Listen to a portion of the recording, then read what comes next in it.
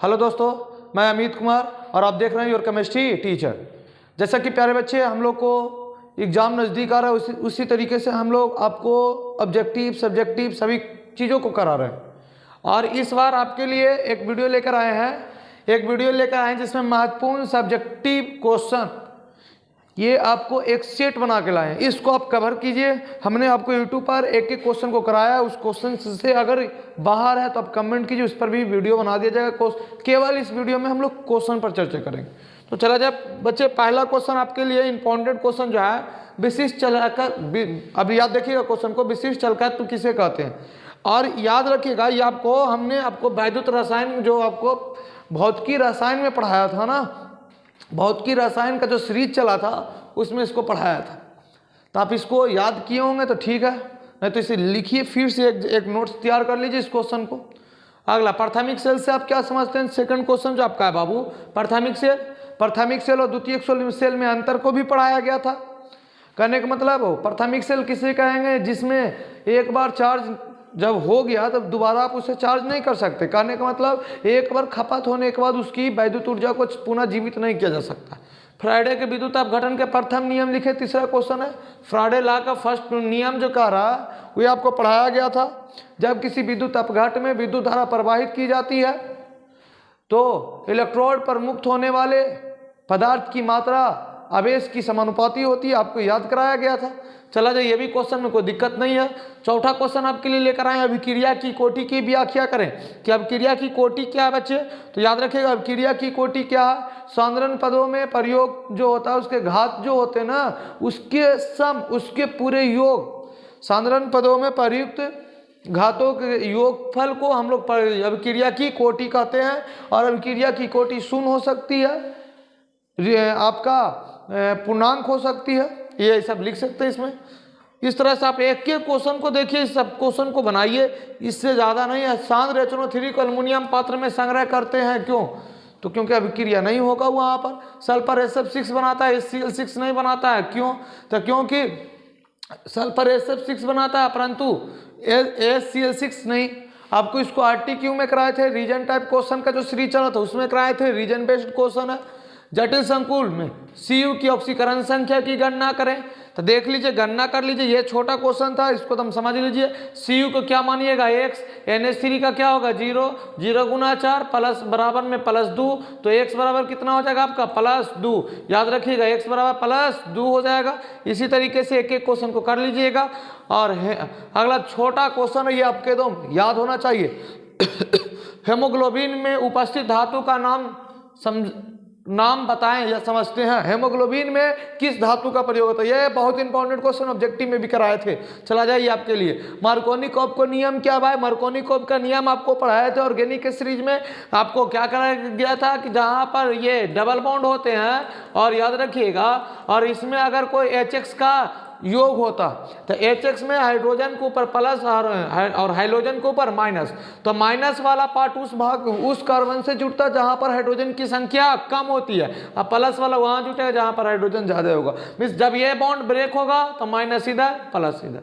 Markovnikov, Teflon के एकलक, ये सब छोटी क्वेश्चन है। अमीनो अम्ल क्या है, सब देख लीजिएगा, बहुत इंपॉर्टेंट क्वेश्चन है प्यारे बच्चे। यही सब क्वेश्चन आपको एग्जाम में आने वाला है, और एक एक क्वेश्चन ये इससे बाहर नहीं आएगा।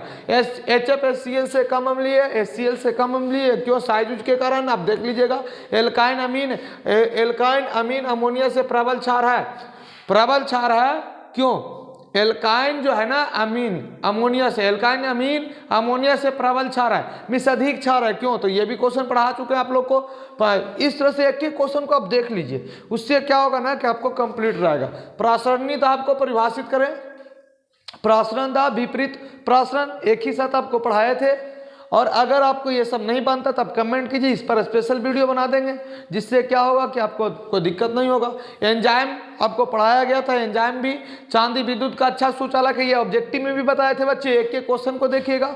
आदर्श और अनादर्श घोल क्या है, आदर्श विलयन और अनादर्श विलयन से क्या समझते हैं। एल्यूमिना के विद्युत अपघटन में क्लोराइड का उपयोग के क्या लाभ है, क्लोराइड के डालने से क्या यूज होगा, सभी क्वेश्चन को आप देखिएगा, इंपॉर्टेंट है एक एक क्वेश्चन। निम्नलिखित यौगिकों का संरचनात्मक सूत्र, सबका संरचना बनाना है कि ये आपका ऑर्गेनिक्स का सेक्शन है। कोलबे अभिक्रिया क्या है इसको देख लीजिएगा, कोलबे अभिक्रिया क्या है इसको। दीर्घ में आप 4-5 क्वेश्चन को देखिएगा, इंपॉर्टेंट है। और एक सीरीज और लेंगे और आपको आयोडीन का निष्कर्षण करा चुके हैं तो, और अभी ये केवल आपको एक सेट आपको प्रोवाइड कर रहे हैं जिसके लिए आप प्रैक्टिस कर लीजिए, इसको बना लीजिए। बनाने से क्या होगा कि आपको क्लियर हो जाएगा, एक एक चीज कॉन्सेप्ट क्लियर हो जाएगा तो जिसमें कोई दिक्कत नहीं होगा। तो ध्यान दीजिएगा सबसे पहले इसमें कि क्वथनांक उन्नयन से आप क्या समझते हैं। पहला क्वेश्चन है कि क्वथनांक उन्नयन से और इसके विलेय के आणविक द्रव्यमान निर्धारित करने के लिए गणितीय व्यंजक करें। रॉल्ट का नियम नहीं पूछा, गणितीय व्यंजक अनुभार निकालने के लिए कह रहा ना, तो निकल जाएगा आपको। निकालिए, नहीं बनता तब बोलिए, इस पर स्पेशल एक वीडियो चलेगा, इस पर हम लोग को केवल इसमें हम लोग क्वेश्चन पर चर्चा करेंगे। आदर्श और अनादर्श याद रखिएगा, आदर्श और अनादर्श विलयन क्या है, एक चीज समझ लीजिए, आदर्श और अनादर्श विलयन क्या है। उसके बाद का रहा एक क्वेश्चन 5 नंबर का है ना, दोनों मिला के 5 नंबर आएगा। अभिक्रिया की कोटि जो ऊपर आपको अभी बताए थे परिभाषित करने का रहा, और जब बताइए कि किस तरीके की अभिक्रिया की कोटि है, तो आप बता नहीं सकते हैं कि अभिक्रिया के वेग जो है उसके सांद्रण पद में अगर सांद्रण पदों का योग कितना हो, 1 हो, तो उसे प्रथम कोटि की अभिक्रिया कहेंगे। वेग समीकरण से पर हम लोग जांच पहचान कर ले सकते हैं।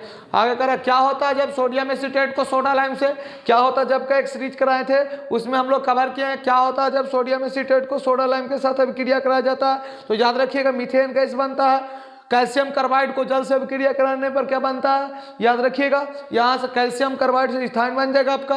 क्या होता है जब कैल्शियम फॉर्वर्ड को तेज गर्म करते हैं या मेथनॉल का मतलब मिथाइल अल्कोहल अमोनिया से अभिक्रिया करती है, ये सभी को देख लीजिएगा। निम्नलिखित की संरचना सूत्र लिखे हम इसकी भस्मिकता बताएं। ये आपका मॉडल सेट का क्वेश्चन था, तो हम इस पर चर्चा करवा देते हैं कि चलिए जाए। और इस पर एक बार और वीडियो बताए थे। सबसे पहले जब भी कोई ऐसा रहे तो पी है तो पी को लिखिएगा, उसके बाद डबल बॉन्ड ओ दीजिएगा। ध्यान दो, हम चलो इसी का बता रहे हैं भस्मिकता। संरचना के साथ पूछा 2-2 नंबर का, तो देख लो क्या करना, डबल बॉन्ड देना। आप बोलो 3 ऑक्सीजन अभी भी बच रहा है, अरे ए को दिए तो 3 को बच रहा है ना यार, 3 को ओ। अब बोलो 3 OH भी है, तीनों के साथ H। OH की संख्या के गो है 1 2 3, तो इसकी भस्मिकता कितना हो जाएगा 3। इस तरीके से क्वेश्चन बनाइए। और कॉपर धातु के निष्कर्षण के सिद्धांत का वर्णन करें। इसमें आप कॉपर धातु के निष्कर्षण देखिए। अगर इस सभी क्वेश्चन को नहीं बना पा रहे हैं तो आप कमेंट कीजिए, हम इसको दूर करेंगे। कमेंट कीजिएगा तो हम इस पर आपका एक वीडियो स्पेशल बना देंगे, जिससे क्या होगा कि आपको जो भी क्वेश्चन होगा वह क्लियर हो जाएगा आंसर। इसमें लगभग हम आपको यूट्यूब पर करा चुके हैं, आप देखिए उसको। फिर हम लोग मिलते हैं अगले वीडियो में, जब तक के लिए जय हिंद जय भारत।